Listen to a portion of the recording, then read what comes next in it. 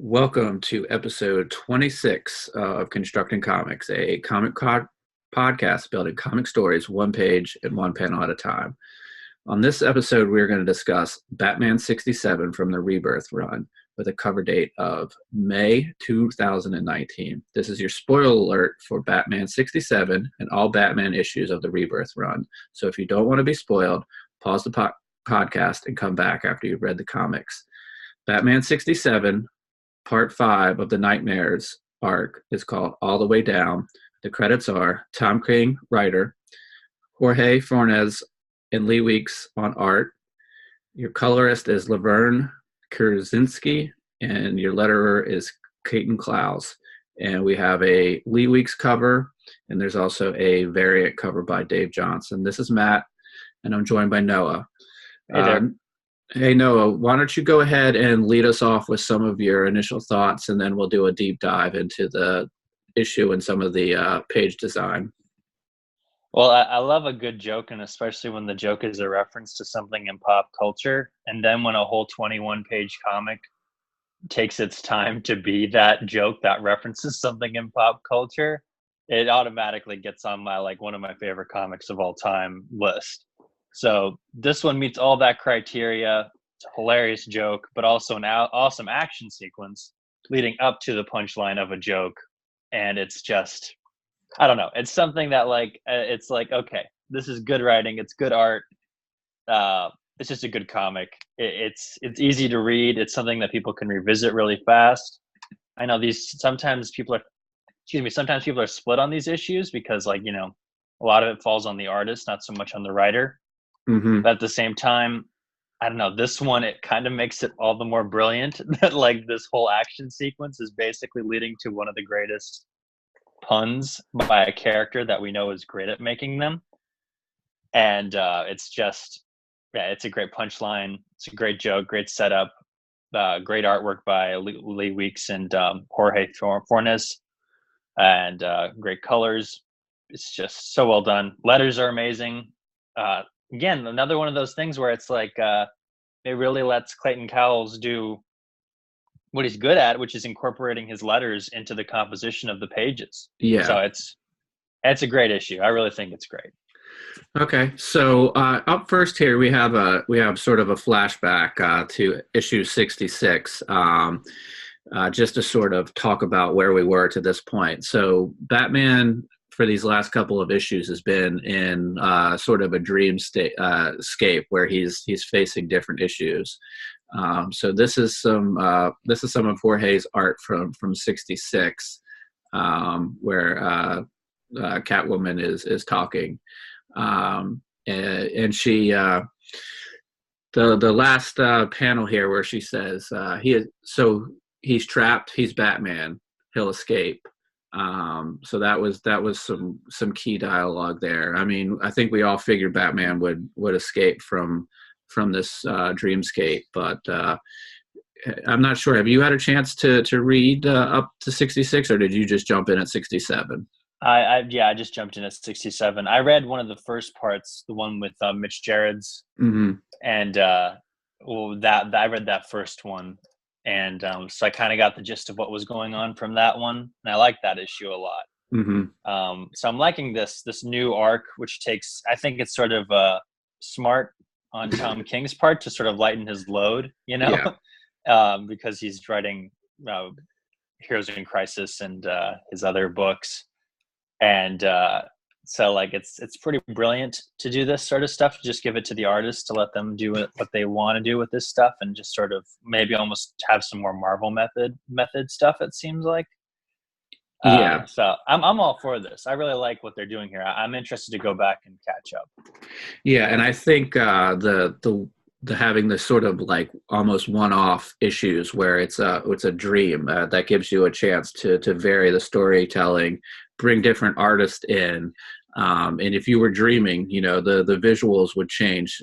So that's a cool sort of aspect that you can add to the comic storytelling. Yeah, I really like that. I like drawing your eye. I like it when it's smart how they draw your eye to the fact that this is a comic that you're reading. Yeah. And I like that. It's it's not too meta, but at the same time, it's a good sort of maybe fourth wall break.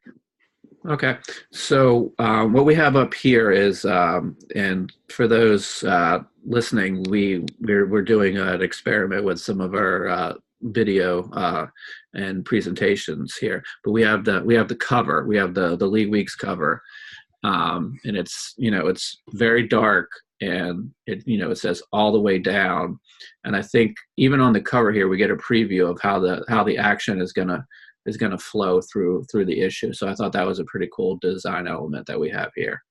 Yeah, it makes the cover a part of the whole story. I like that a lot. I also like the lettering of the title, how it's bigger. Mm-hmm. Normally when you have a comic title, the title of the exact issue is normally hidden somewhere. Yeah. And not as big as the title card. But here it almost is as big as the Batman title. Which I really like, and it's sort of more like a poster than anything. So, yeah, I really like that. And there's a silhouette of the city line in the lettering that says all the way down, which we'll see later. So now we're going to take a look at the variant cover that was done by Dave Johnson, and here I've included his tweet where he shows about how he got the photo reference for this. So again, we have a theme of downward, as we have Batman up on a perch looking down at the city. So I thought that was another cool way to tie in the variant cover to the theme. Yeah, I like that. I like that there's seems to be a connection between the variants. Normally there's not. Yeah. All right, so we're gonna get into the issue. We've already talked about the credits, but here are the credits again, and this is a pretty all-star team of comic creators. No secret here, on the Constructing Comics podcast, we've sung the praises of these individuals before. So yeah, not Jorge Fornés before, but I think his styles after reading this issue is sort of becoming one of my new artists to look out for. I mean, not that it's just more me, not like, oh wow, everybody should know this, because I'm not very familiar with him. So now he is sort of one of those artists that I'm going to look forward to looking into more of. Yeah, I think if I'm reading Tom King's Twitter correctly, I think he's going to be more of a part of the Batman stable of artists going forward, which will be pretty good, pretty great. Yeah, get some new Batman artists in this run. Yeah, and he fits in with the style very well. I mean, you always like a variation in style, but also at the same time you don't want anything that's too jarring. Yeah, him and Lee Weeks seem to mesh really well in this issue. Yeah, I have a hard time telling which pages might be whose here. So that's, when you have two artists, that's a pretty good accomplishment. So yeah, the story is never jarring. It keeps the momentum going through the whole thing.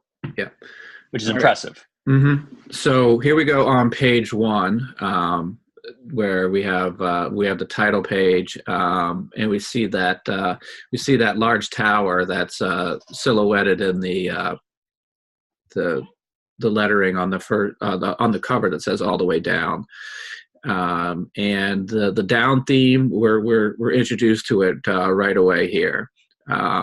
We have Batman and this character standing on top of the building, and then we have 4 panels to the lower right, and they continue the downward action. So Noah, why don't you do the breakdown here? I like, again, just sort of starting the momentum down, but there are these great beats that they repeat throughout the story. Mm-hmm. There are these moments where they just sort of stop and stare at each other, and it sort of has this, it adds to the rhythmic quality that's sort of where I do think Tom King had a lot to do with this issue, maybe, because there is this rhythm to it. And so there are all these like quiet beats, and then there's this explosion of noise, and that's when the action kicks off. And then like it just goes from there. Yeah, I would guess that even though that this is for the most part a silent issue, I would have to believe that his script was probably fairly detailed. Telling him like who was there, what they were doing, and sort of giving general directions, and then letting the artist sort of play with those a little bit. So um, as we said, this does the downward action. We have Batman in the first panel looking at this character, and he's looking down.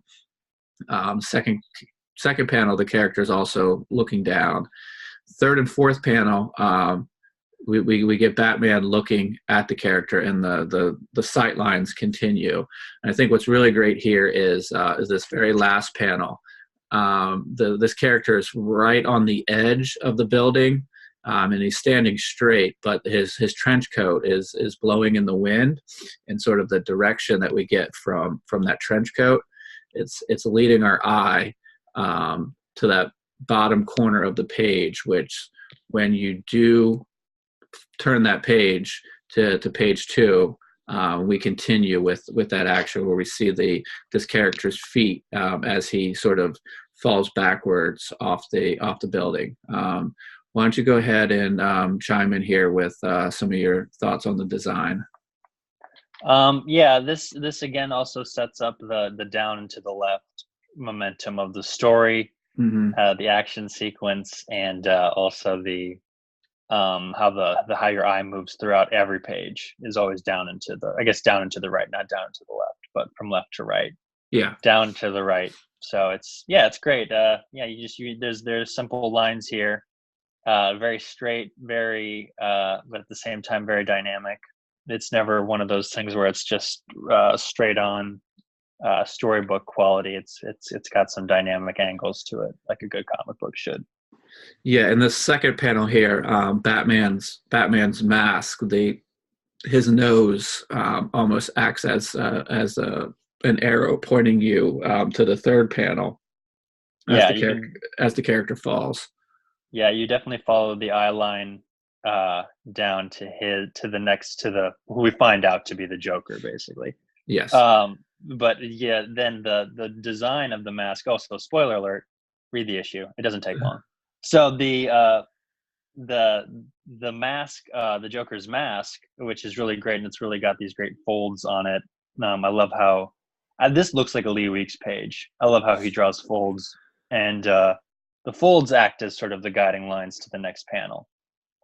And subsequently, Batman's cape acts as the guiding line down to the figures on the edge of the building. Yeah, and this bottom set of 3 panels, if you look, like Batman's hands, the fist and the open hand, they almost are a direct line to where the line is snapping. And from where the line is snapping in the second of those 3 panels to the feet, that's almost a direct line. And we follow the shape of the body of the Joker as he's swinging, and he's almost in that last panel. He's almost representing swinging off the page. I also like how the artist here controls the pace of the page by how he crowds each panel, because your eye spends more time on a panel that has more detail in it, right? So yeah. Batman fills up it's basically 4 panels within a splash page. And the splash page is very detailed with a very detailed cityscape. But then these 4 panels, the first 2 panels of the close-ups on Batman's face and then the Joker's face, take up most of the panels. So there's not a lot of negative space. But then the negative space becomes more and more present, so it speeds up. And basically to this explosion with the beep beep. And it's sort of, again, it's a Roadrunner joke.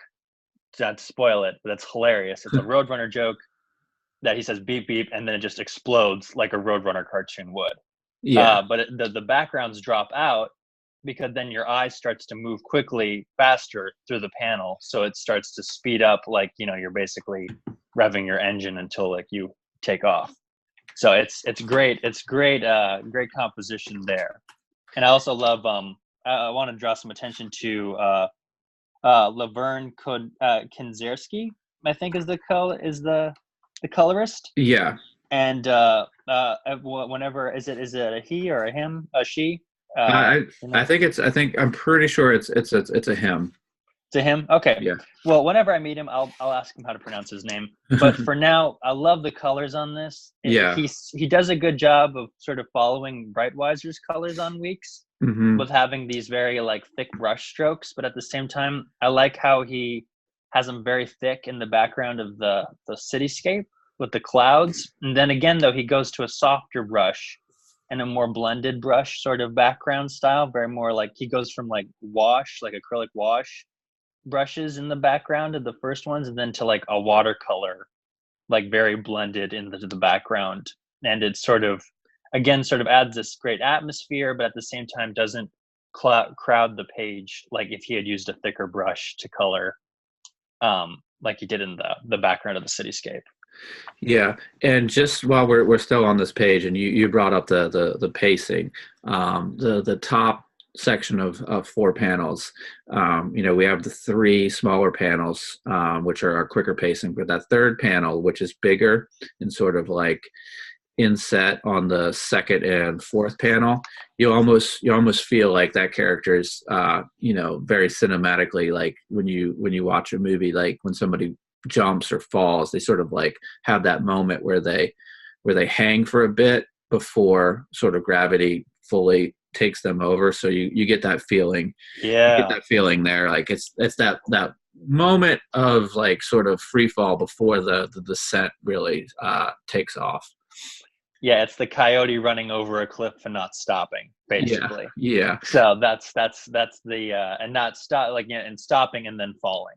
That's sort of what the pace is like. It's a lot like you don't get it at first, but then like when you get to the end, you're like, oh, I get it. yeah, And it's like then that makes rereading this so much more fun, is getting all the subtle nods to Looney Tunes cartoons in here. It looks almost like, okay, we're on page 2 now, right? yes. Okay, so we're on page 2 now, where we see the Joker falling off the building and Batman looking in shock as he falls and catches on one of the lines. And it looks like the colorist maybe colored the background here, which I really like. Again, that's sort of like, it looks like the colorist added in this great downward shot of the buildings on panel 3. Mm-hmm. And I like that, that again, just sort of like more detail makes you freeze on that image a little more. And then you get the Gerb, like him grabbing onto the wire in the next panel, which I really like as well. Yeah. I like how also on that page you can see sort of how the lines interlap with other lines. As you can see, like on the sleeve, the lines from the folds sort of overlap on one of the wires in front of the sleeve. Mm-hmm. And that's sort of like and I would normally complain about that, but there's this sort of loose, energetic style throughout this issue where it's very sketchy and almost unfinished. And Lee Weeks is normally like that, but I mean, like in a good way, not like in a bad way, but that's sort of his style. It's very energetic. His lines normally have a lot of weight to them, a lot of texture. And I like that about this as well, because this is a very action-packed issue. When we've seen Lee Weeks do this with Batman before, is like the last time we saw him do this was like the annual, and then intermittently throughout the Cold Days 3 issues. Mm-hmm. But it's great to see a whole issue of just this sort of very energetic line work from Lee Weeks and Fornés. That this is just, it's very sketchy, it's very loose. It's just it keeps the energy of the issue moving along. Yeah, and just a thought that occurred to me, and I probably missed this on first reading. I wonder if the choice to have the hat and the gloves be purple was should have been a tip to us on who was underneath the mask. Yeah, I think it is. Yeah, that was something I caught on the first page, was looking at the close up of the purple gloves and the purple hat. I was thinking, oh wow, that's totally a nod to this being the Joker. Yeah. I also think it's a Roadrunner thing though too. His colors are all Roadrunner colors. It's like the blue and the purple colors. Yeah. So it's definitely just twofold. It's Roadrunner and it's the Joker. Yeah. And before we leave this page, this very last panel on this page 2, I like how the character, the Joker, in disguise, he's almost like he's swinging, but he's almost like swinging into that panel because he's breaking the panel border, and the panel is smaller than he is, so it's almost like he's entering that panel, which is very cool design. I also like how it's maybe one of the only times where someone moves sort of up in this issue, and you get to feel the swinging motion from that, because you go down, you follow Joker down on this page, and then up into the next page. So it's almost like a swinging motion, like an arc. Yeah. Like of somebody swinging, and then through the window into the next page. Yeah. So I've just brought up, since we've transitioned, I've just brought up page 3, and like you said, the swinging action from page 2 takes us back up to the top panel on page 3, where the Joker crashes through this bedroom and lands. This is a 3-page panel, all relatively the same size. So the pacing is very much, the same, like beats like 1, 2, 3. But why don't you go ahead and do a little bit of a deeper dive on this page? Yeah, I wouldn't say that they're the same pace, because the first 2 pages have more of a, you spend more time on those than you would on the last page. But at the same time, actually, you know what? I agree with you. Yeah. Because the detail on the second panel kind of drops out. You don't see as much detail as the first and the third panel. At the same time, there's quite a bit of negative space in the third panel, where you have more.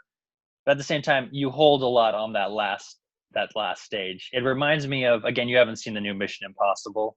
No. But there's a great foot chase scene that's like this in there, and how they do scenes like this is actually they have great editing with like jumping across rooftops and stuff like that. But there's these parts where the score is synced up, I guess, so well with the action, that like there's like all these layers of these drums, there's these strings, but there's this chorus that sings in the background. It's just very ambient, and everything will drop out except for the chorus group when they're jumping. And that's sort of what comes to mind when I look at this last panel of Batman, is just that chorus, like just holding on that. But it also reminds me of another movie that I know we have talked about, and that's Bourne Ultimatum. Yeah. Like that foot chase scene where it slows down when when Jason Bourne is jumping in through the window and stuff like that. That's sort of like, this is almost like the comic equality of that scene. It's got that pacing to it, where it's like you hold really long on this last jump scene. At least that's how I feel from it.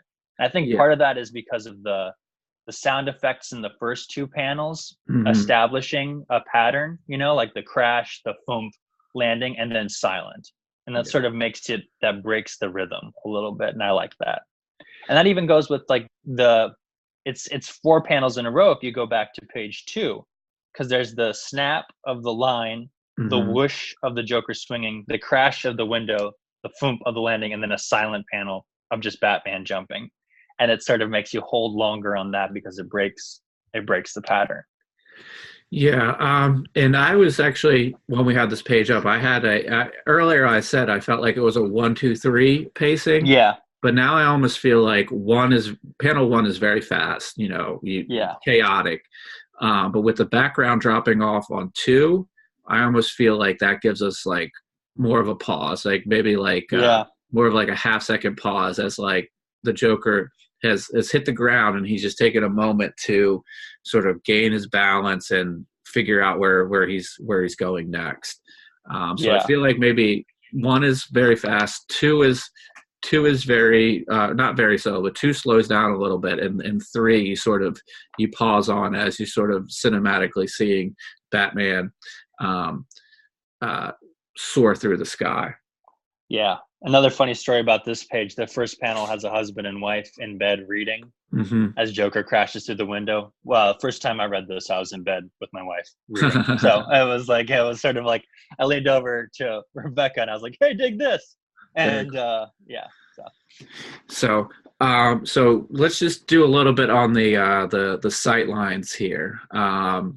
So on the first panel, the Joker is pretty much moving left to right very quickly, and then he pauses, and from 2 to 3, the Joker's he's kind of looking back, but not directly at Batman, but he is looking, his sightline is looking at Batman in panel 3, which is cool. And then the third panel, as Batman soars through the sky, he's going right at that broken window, and his lead foot is pointed directly at that window. The window is open. Not open though. It's broken open, and it's again bottom right, end of the page, and we almost feel like we're with Batman as we're turning the page. We're going through that window. And then there are the lines framing Batman in that image, but also leading your eye down. There's one line that is like directly leading your eye down to that window. But there's a great design rule here, and Sean Murphy uses it a lot, and that's the 70-30 rule. So, like, you know, if something is 70% black, you focus on that 30% that's white. Okay. And you kind of go the same thing here, you know, where it's like if 70% of the windows are broken, you're going to focus, or 70% of the windows are not broken, you're going to focus on that 30% that isn't broken, or that is broken, I mean. So that's sort of the design sort of thing here too, with the window being broken. There are a lot of things drawing your eye to it so that you can follow it quickly, but even if those lines weren't there, our eyes would automatically be drawn to that window that's broken because it breaks the pattern. Yeah, what's going on. Those the phone lines that are the bottom third of the page, or the panel, I should say, they also are good sight lines. Well, this book has to move fast. So there has to be a lot drawing your eye to what's supposed to go next so that you can read this fast, because it's a chase scene. You want to keep that momentum going. So it's great to take a longer look at each page to realize how much is going on here. You know, they're the sight lines, but there's so much else guiding your eye around because they do not want to break the momentum of this chase scene. Yeah. Okay, so we're going to skip a few pages ahead because I don't want to do a page-for-page breakdown, because anybody who wants to experience this comic for themselves should do it in comic form. But we're going to jump ahead to page 15, which is where the Joker has crashed into a bar, and this is a nod to the King and Weeks Elmer Fudd crossover that they had done a while ago. So why don't you lead us off with an in-depth breakdown of this page? I really need to go back and read that Lee Weeks and Elmer Fudd and Batman book. I've always been meaning to. I've only heard good things about it. I like how this, again, where we're talking about just this momentum that's been going, and there are moments where you pause longer on the panels, but this is the moment where you realize what dialogue does for a comic, and that we've not seen any dialogue yet this issue. Yeah. And so we really slow down right here to read this dialogue. Again, it's all about patterns, breaking the patterns to slow your eye down, you know? And we've been going to this momentum and this crash through into the bar. It's great to see this, like, this dialogue is almost like a breath of fresh air for something that's been so intense up to this point. So these next 2 pages where you actually get to see some dialogue really slows you down. It brings it to a screeching halt as well, which again is very Looney Tunes, because things get brought to a screeching halt a lot in Looney Tunes cartoons. But it's also great to see that the action keeps moving, just not as fast throughout these panels as well. So the dialogue is sparse, so that there's still a momentum going. It's just not as fast as it has been going, of course. But there's this little bit of dialogue enough to slow you down. It's more like background noise than it is actual dialogue. But it slows you down enough to feel like the impact of the landing that the Joker just made onto the bar. Like, you can tell, like, it's going to take a while for him to get up and get back up again. And this page is sort of a great, like, break point, like, slow down and then pick up again. But after this, actually, the book slows down quite a bit. Yeah. So before we move off this page, again, we do the downward left to right action really, really great. The Elmer Fudd character, his eyes are always in sight line of the Joker who's landed on the bar. And the panel 2, the Joker sort of gathering himself. 3, he's coming off the bar, and then in 4, he's running away, and he's actually, the first third of his body is exiting the panel, again at the bottom of the page. So we almost feel as we turn the page, he's gone, which we will find out on the next page that he is gone. Yeah. The Porky Pig character, he's pretty great. You can follow his eyes. It's interesting that it doesn't always just move left to right, which is pretty nice as well. So there's the down to the right, looking at the Joker, and then you follow the Joker's form back to Porky, and he's looking down to the right again. So there's this great earlier in the issue, and I won't go into it too deep. There was another composition like this where the Joker was chasing, Batman was chasing the Joker down this the fire escape, and there's this zigzag downwards composition, and this almost follows that exactly, this downward zigzag, and it's pretty great, and then it leads you right off the page. Yeah, and I should issue a correction there. I said Elmer Fudd, but you are completely correct. This is the Porky Pig character. Oh, I'm sorry. I didn't know that you said. No, that was okay. That was a mistake on my part, and I just wanted to. Shame on you. There's so many comments. Issue a correction there before things got out of hand. Okay, so what we're going to do now is we are actually going to jump to the final page. The page prior to this was the reveal of who was under the mask, but we're going to look at the final page here as Batman sort of looks at the Joker. This is pretty much of all of the 6 panels. This is pretty much again left to right. Up to down motion. Batman's nose and his mask really point to that.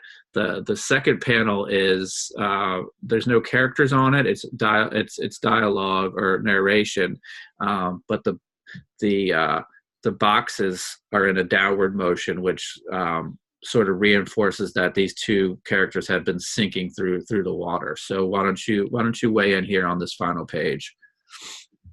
Again, it really slows down right here, and I think this is important after. It's interesting. I thought they would have just ended after the reveal that this is the Joker, but for the annoyance and the emotion of Batman realizing what he just did, it's pretty great to slow it down, and for Batman basically to just you can hear the womp womp in the background here, that kind of thing, when you realize the Joker's oh yeah, I just made you chase just so you can play out a Roadrunner joke.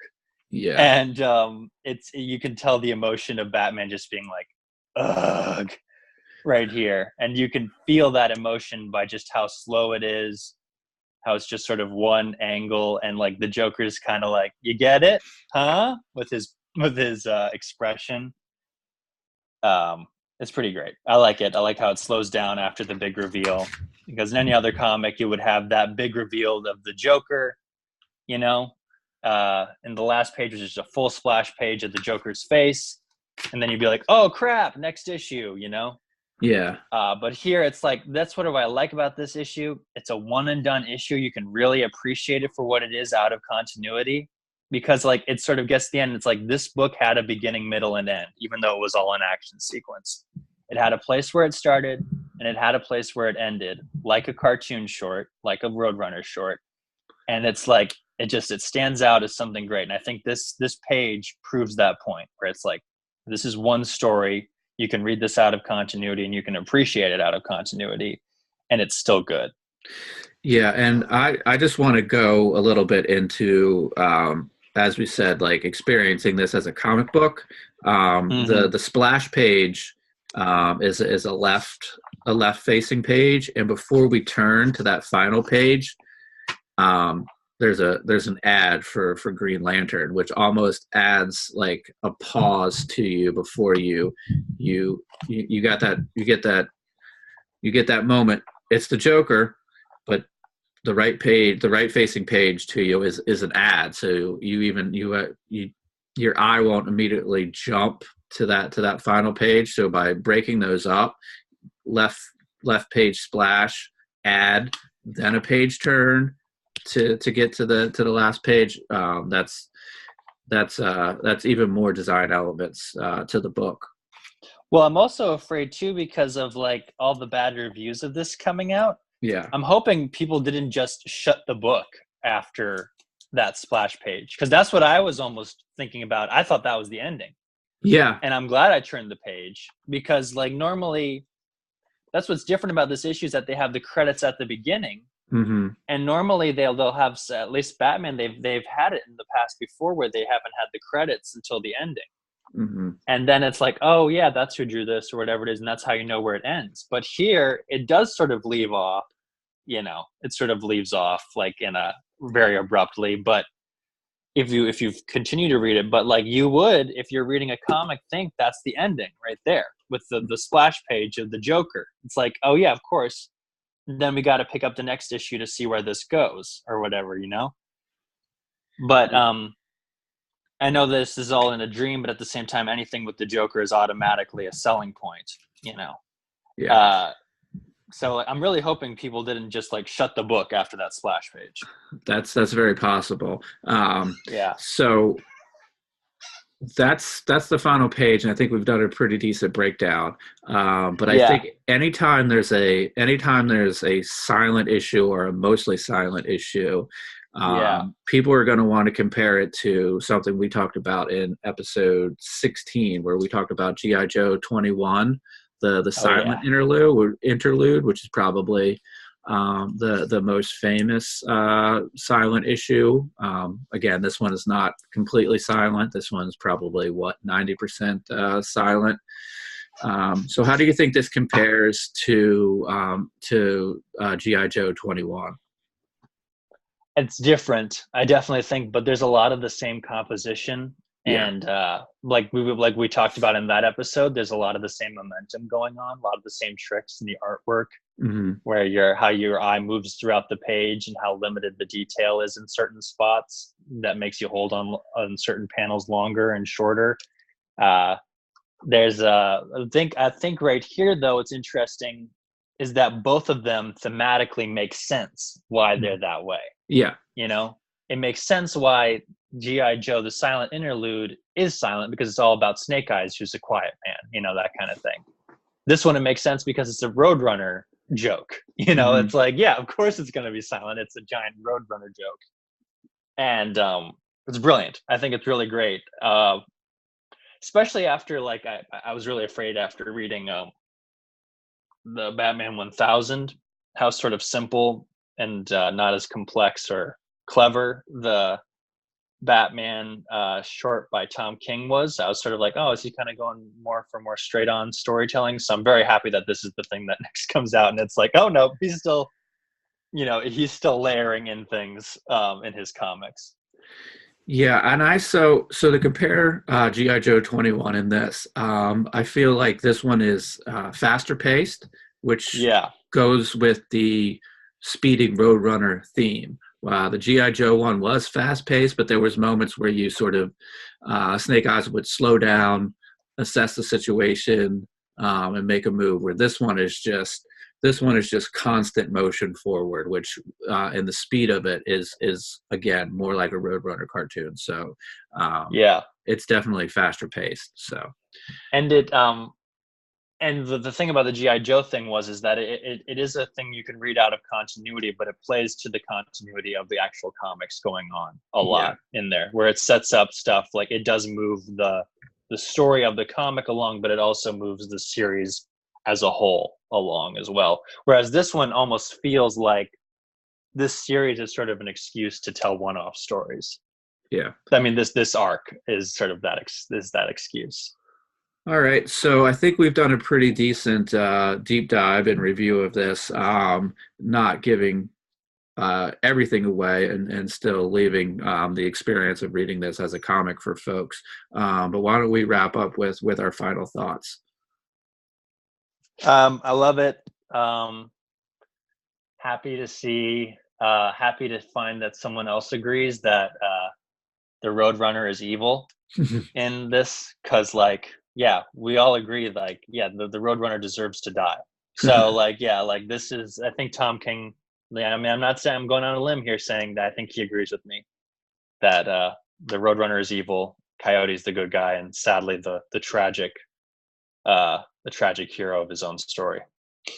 Yeah, I really enjoyed it. I thought, like, as we've said, it was fast paced, it was action packed, and I'm going to assume that going forward, maybe they're going to wrap up the Nightmares arc, and that's probably going to be pretty epic. So it's just sort of, if you were reading this as a trade, you would sort of like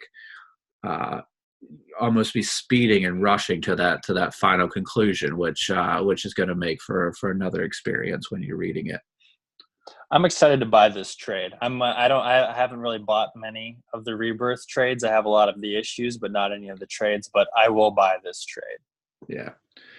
All right. So let's just do a couple of bits of business here. Again, I want to let everybody know that the Why Faith anthology that I'm part of is coming to Indiegogo this month. And when I say this month, I mean April of 2019. And also Noah and I's story, Wherefore Are You, will be in the My Kingdom for a Panel anthology, which is coming to Kickstarter this month, April of 2019. I'd like to thank everybody for tuning in, and if anybody could go on iTunes and give us a rating and review, we'd really appreciate it. Also, if you could give us a follow on social media, we're on Twitter. Twitter is at ConstructComPod.